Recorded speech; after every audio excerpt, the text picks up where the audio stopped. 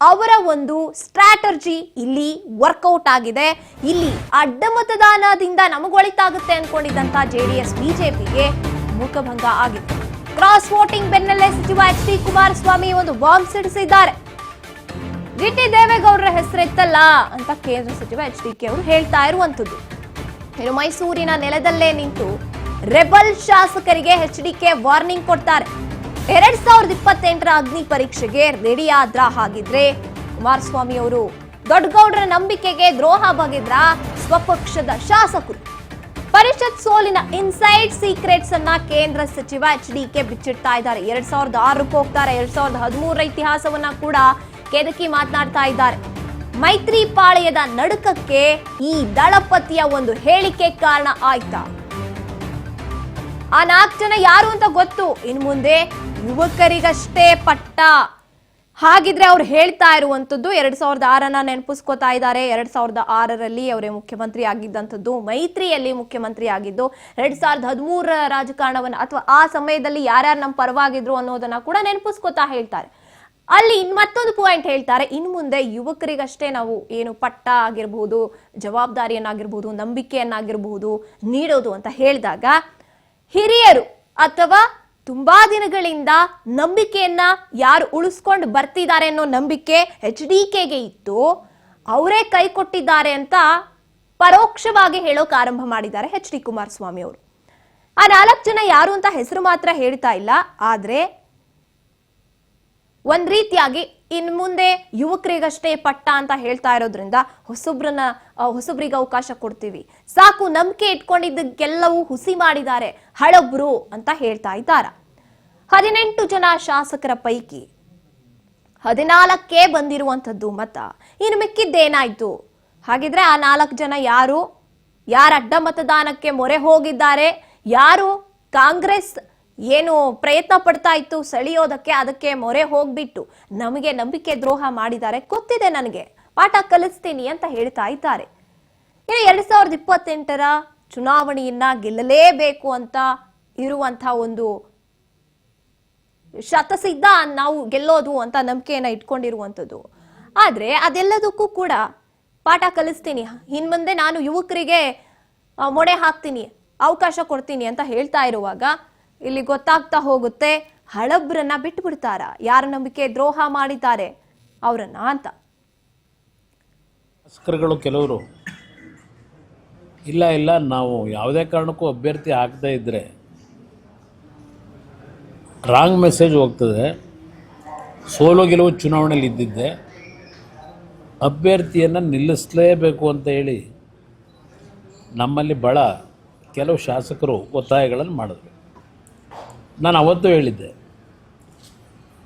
ನನಗೆ ಬೇಕಾಗಿರೋದು ನಮ್ಮ 17 ಜನ ನೀವೇನಿದ್ದೀವಿ ಅಂತ ಹೇಳ್ತೀರಿ, 17 ಮತಗಳು ಯಾವುದೇ ಕಾರಣಕ್ಕೂ ಒಡೆದೋಗ್ತಕ್ಕಂಥದ್ದಕ್ಕೆ ಅವಕಾಶ ಕೊಡಬೇಡಿ. ಏಕೆಂದರೆ ಹಿಂದೆನಾದರೂ ಅನುಭವ ಆಗಿದೆ ನನಗೆ.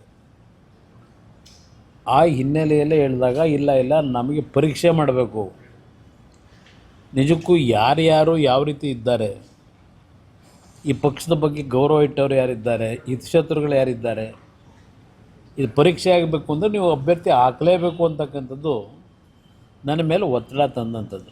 ಆ 2 ಸಭೆ ಮಾಡಿದಾಗ ಅದರ ಮೇಲೆ ತೀರ್ಮಾನ ಮಾಡೋದು ಅಭ್ಯರ್ಥಿ ನಿಲ್ಲಿಸಬೇಕು ಅಂತ ಹೇಳಿ. ನಾನು ಎಷ್ಟು ಬಾರಿ ಹೇಳಿದ್ದೀನಿ ಅವ್ರ ಬಗ್ಗೆ ಚರ್ಚೆನೇ ಮಾಡಬೇಡಿ ನನ್ನ ಹತ್ರ ಅಂತ ಹೇಳಿದ್ದೀನಿ. ಯಾಕೆಂದರೆ ನನಗೆ ಈ ಹೊಸದಾಗಿ ಅನುಭವ ಆಗಿರೋದಲ್ಲ, 3 ಬಾರಿ ಅನುಭವ ಆಗಿದೆ. 2006ರಲ್ಲಿ ಏನಾಯಿತು, ಆಮೇಲಿಂದ 13ಕ್ಕೆ ಬಂದರು, ಆಮೇಲೆ ಮತ್ತೆ ಆಗೇನೇನು ನಡೀತು, ಆಮೇಲೆ 18ಕ್ಕೆ ಏನಾಯಿತು, 23ಕ್ಕೆ ಏನಾಯಿತು, ಎಲ್ಲ ನೋಡಿದ್ದೀನಿ. ವೈಯಕ್ತಿಕವಾಗಿ ನಾನು ಏನೂ ಚರ್ಚೆ ಮಾಡೋಕ್ಕೆ ಹೋಗಲ್ಲ. ನನಗದರ ಅನುಭವಗಳಾಗಿದೆ. 2006 ಪಾರ್ಲಿಮೆಂಟ್ ಅಸೆಂಬ್ಲಿ ಇಲ್ಲಿ ಬೈ ಎಲೆಕ್ಷನ್ ಆಯ್ತಲ್ಲ, ಅಲ್ಲಿಂದಲೇ ನನಗೆ ಅನುಭವ ಆಗಿದೆ ಅವ್ರು ಯಾವ ರೀತಿ ಇದ್ದಾರೆ ಅಂತ ಹೇಳಿ. ಬೇಡ ಚರ್ಚೆ ಬೇಕು. ಇವತ್ತಿನವರಿಗೆ ಏನಾದರೂ ನೀವು ಆ ವಿಷಯದಲ್ಲಿ ನನ್ನ ಸ್ಟ್ಯಾಂಡ್ ಏನಿದೆ, ನೀವು ಹಲವಾರು ಬಾರಿ ಕೇಳಿದ್ದೀರಿ, ನನ್ನ ಸ್ಟ್ಯಾಂಡ್ ಏನು ಅನ್ನೋದು ಹೇಳ್ಬಿಟ್ಟಿದ್ದೀನಿ. ಅದರಿಂದ ನನಗೆ ಅದರ ಬಗ್ಗೆ ಯಾವುದೇ ಕಾರಣಕ್ಕೂ ಯಾರು ಒತ್ತಡಗಳಿದ್ದರೂ, ನಮ್ಮ ಲೀಡ್ರುಗಳು ಭಾಳ ಜನ ಒತ್ತಡ ಹಾಕಿದ್ರು, ನಾನು ಅವ್ರಿಗೆ ಏನು ಹೇಳಿದ್ದೀನಿ ನಮ್ಮ ಲೀಡರ್ಗಳಿಗೆ ಗೊತ್ತು. ಯಾವ್ಯಾವಾಗ ಯಾರ್ಯಾರ ಹತ್ರ ಏನೇನು ಮಾತಾಡಿದ್ದಾರೆ, ಏನೇನು ವ್ಯವಹಾರಗಳು ನಡೆದಿದೆ ಅದೆಲ್ಲ ನನಗೆ ಗೊತ್ತಿರೋ ವಿಷಯ. ನಮ್ಮಲ್ಲಿ 4 ಜನ ಮಾಡಿದ್ರು, ಯಾರು ಅಂತಕ್ಕಂಥದ್ದು ಗೊತ್ತಾಗಿದೆ. ಅದು ಚರ್ಚೆ ಆಗಿದೆ, ಹಿಂದೆ ಕಳೆದ 3 ವರ್ಷದಿಂದ ಏನೇನು ನಡ್ಕೊಂಬರ್ತಿದೆ ನಾನು ಗಮನಿಸಿದ್ದೀನಿ, ಏನೇನು ನಡೀತದೆ ಅಂತ. ಅದು ಗಮನಿಸಿದ್ರು. ಈ ಬಗ್ಗೆ ಹೆಚ್ಚಿನ ಮಾಹಿತಿಯನ್ನು ನಮ್ಮ ಪ್ರತಿನಿಧಿ ಬಸವರಾಜ್ ಹೂಗಾರ್ ನೀಡ್ತಾ ಹೋಗ್ತಾರೆ. ಎಸ್ ಬಸವರಾಜ್, ಈಗ ಮುಖಭಂಗ ಆಗಿರೋದಂತೂ ನಿಜ. ಅದನ್ನ ಪರೋಕ್ಷವಾಗಿ ನೋವನ್ನ ಈ ರೀತಿಯಾಗಿ ಹೇಳೋಕೆ ಆರಂಭ ಮಾಡ್ಬಿಟ್ಟಿದ್ದಾರೆ HDK. ಮುಂದೆ ಏನ್ ಮಾಡ್ತಾರೆ, ಇವರು ಮುಂದಿನ ನಡೆ ಏನಾಗಬಹುದು ಬಿಜೆಪಿ JDS ಅಂತ? ಗಾಯತ್ರಿ, ಈಗಾಗಲೇ ವಿಧಾನ ಪರಿಷತ್ ಚುನಾವಣೆಯಲ್ಲಿ JDS ಪಕ್ಷದ ಶಾಸಕರು ಅಡ್ಡ ಮತದಾನ ಕೂಡ ಮಾಡಿರ್ತಕ್ಕಂತ ಹಿನ್ನೆಲೆಯಲ್ಲಿ ಸಹಜವಾಗಿ ಆ ಒಂದು ಆತ್ಮಾವಲೋಕನ ಮಾಡಿಕೊಳ್ಳುವಂತ ಪ್ರಯತ್ನವನ್ನ ಕುಮಾರಸ್ವಾಮಿ ಅವರು ಕೂಡ ಮಾಡ್ತಾ ಇದ್ದಾರೆ.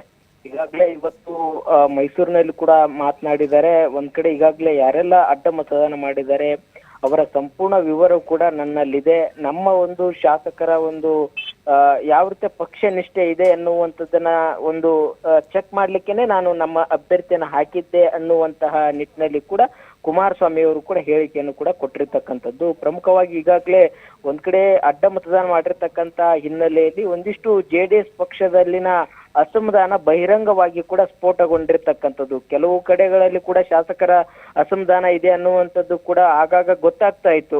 GT ದೇವೇಗೌಡರು ಆಗಿರ್ಬೋದು, ಅನೂರ್ ಮಂಜುನಾಥ್ ಆಗಿರ್ಬೋದು, ಹೀಗೆ ಹಲವರು ಕೆಲವೊಂದಿಷ್ಟು ವಿಚಾರಗಳಲ್ಲಿ ಅಸಮಾಧಾನ ಇದೆ ಅನ್ನುವಂಥದ್ದು ಕೂಡ ಚರ್ಚೆ ಆಗ್ತಾ ಇತ್ತು. ಆದ್ರೆ ದೊಡ್ಡ ಮಟ್ಟದಲ್ಲಿ ಬಹಿರಂಗವಾಗಿರ್ಲಿಲ್ಲ. ಆದ್ರೆ ನಿನ್ನೆ ನಡೆದಿರ್ತಕ್ಕಂಥ ವಿಧಾನ ಪರಿಷತ್ನ ಚುನಾವಣೆಯಲ್ಲಿ ಪಕ್ಷದ ಅಭ್ಯರ್ಥಿ ಬಿಟ್ಟು ಬೇರೆ ಪಕ್ಷದ ಅಭ್ಯರ್ಥಿಗೆ ಮತದಾನ ಮಾಡುವ ಮುಖಾಂತರ ಇದು ಅಸಮಾಧಾನ ಒಂದಿಷ್ಟು ಬಹಿರಂಗಗೊಂಡಿರ್ತಕ್ಕಂಥದ್ದು. ಇದು ಎಲ್ಲ ಒಂದ್ ಕಡೆ ಕುಮಾರಸ್ವಾಮಿ ಅವರು ಸಹಿತ ತಮ್ಮ ಶಾಸಕರನ್ನ ಹಿಡಿದಿಟ್ಟುಕೊಳ್ಳುವಂತ ಪ್ರಯತ್ನದಲ್ಲಿ ತಮ್ಮ ಅಭ್ಯರ್ಥಿಗೆ ಮತವನ್ನ ಹಾಕಿಸುವಂತ ನಿಟ್ಟಿನಲ್ಲಿ ಎಲ್ಲೋ ಒಂದ್ ಕಡೆ ವಿಫಲರಾದ್ರ ಅನ್ನುವಂಥದ್ದು ಕೂಡ ಚರ್ಚೆ ಆಗ್ತಾ ಇದೆ. ಹಾಗಾಗಿ ಕುಮಾರಸ್ವಾಮಿ ಅವರು ಸಹಿತ ಈಗ ಇರುವಂತ ಶಾಸಕರನ್ನ ಚರ್ಚೆ ನಡೆಸಿ ಒಂದಿಷ್ಟು ತುರ್ತು ಸಭೆಯನ್ನು ಕೂಡ ಕರೆದು ಏನೆಲ್ಲ ಲೋಪದೋಷಗಳಾದವೆ, ಮತ್ತೆ ಆ ಶಾಸಕರು ಅವರ ಅಭಿಪ್ರಾಯ ಏನು ಅನ್ನುವಂಥದ್ದು. ಈಗಾಗಲೇ ಅವರು ಕೂಡ ಪಕ್ಷ ಬಿಡ್ಲಿಕ್ಕೂ ಕೂಡ ಸಿದ್ಧರಾಗಿದ್ದಾರೆ. ಆ ವಿಚಾರ ಕೂಡ ನಂಗೆ ಗೊತ್ತಿದೆ ಅನ್ನುವಂಥದ್ದು ಕೂಡ ಕುಮಾರಸ್ವಾಮಿ ಹೇಳಿದ್ದಾರೆ. ಅಂದ್ರೆ ಎಲ್ಲವನ್ನು ಕೂಡ ಸೂಕ್ಷ್ಮವಾಗಿ ಕುಮಾರಸ್ವಾಮಿ ಅವರು ಗಮನಿಸ್ತಾ ಇದ್ದಾರೆ ಅನ್ನುವಂಥದ್ದು. ಇವರು ಕ್ರಾಸ್ ವೋಟಿಂಗ್ ಮಾಡ್ತಾರೆ ಅನ್ನುವಂಥದ್ದು ಮೊದಲೇ ಕುಮಾರಸ್ವಾಮಿ ಅವ್ರಿಗೆ ಏನಾದ್ರು ಗೊತ್ತಿತ್ತ ಅನ್ನುವಂಥ ಚರ್ಚೆಗಳು ಕೂಡ ಶುರುವಾಗಿದೆ. ಅವರ ವಿರುದ್ಧ ಒಂದಿಷ್ಟು ಕ್ರಮವನ್ನ ಕೈಗೊಳ್ಳಬೇಕು ಅನ್ನುವಂತ ನಿಟ್ಟಿನಲ್ಲಿ ಕೂಡ ಕುಮಾರಸ್ವಾಮಿ ಅವರು ಒಂದು ಸೂಕ್ಷ್ಮವಾಗಿ ಕೂಡ ಗಮನಿಸ್ತಾ ಇದ್ದಾರೆ ಏನೋ ಅನ್ನುವಂಥದ್ದು. ಆದ್ರೆ JDS ಪಕ್ಷದಕ್ಕೆ ಇದು ಒಂದ್ ಕಡೆ ದೊಡ್ಡ ಮಟ್ಟಿಗೆ ಡ್ಯಾಮೇಜ್ ಅಂತಾನು ಹೇಳ್ಬೋದು. ಯಾಕಂತಂದ್ರೆ ಇರುವಂತ 18 ಶಾಸಕರಲ್ಲೇ 4 ಶಾಸಕರು ಅಡ್ಡ ಮತದಾನ ಮಾಡಿದ್ದಾರೆ. ಹಾಗಾಗಿ ಮುಂದೆ ಬರ್ತಕ್ಕಂಥ ಚುನಾವಣೆಗಳಿಗೆ ಇದು ದೊಡ್ಡ ಮಟ್ಟಿಗೆ ಎಫೆಕ್ಟ್ ಆಗುವಂಥದ್ದು. ಹಾಗಾಗಿ ಈಗ ಶಾಸಕರ ಸಭೆಯನ್ನ ಕರೆದು ಒಂದಿಷ್ಟು ಪಕ್ಷದ ಶಿಸ್ತನ್ನ ಯಾರು ಉಲ್ಲಂಘನೆ ಮಾಡಿದ್ದಾರೆ ಆ ಶಾಸಕರ ವಿರುದ್ಧವಾಗಿ ಒಂದು ಕ್ರಮವನ್ನು ಕೈಗೊಳ್ಳಬೇಕು ಅನ್ನುವಂತ ನಿಟ್ಟಿನಲ್ಲಿ ಕುಮಾರಸ್ವಾಮಿ ಅವರು ಮುಂದಾಗ್ತಾ ಇದ್ದಾರೆ. ಈಗ ಅವರು ಕೂಡ ಸ್ಪಷ್ಟವಾಗಿ ಹೇಳಿದ್ದಾರೆ, ಕ್ರಮವನ್ನ ಕೈಗೊಳ್ತೇನೆ, ಯಾರ ಒತ್ತಡ ಕೂಡ ನಾನು ಮನೆಯೋದಿಲ್ಲ ಅನ್ನುವಂಥದ್ದು.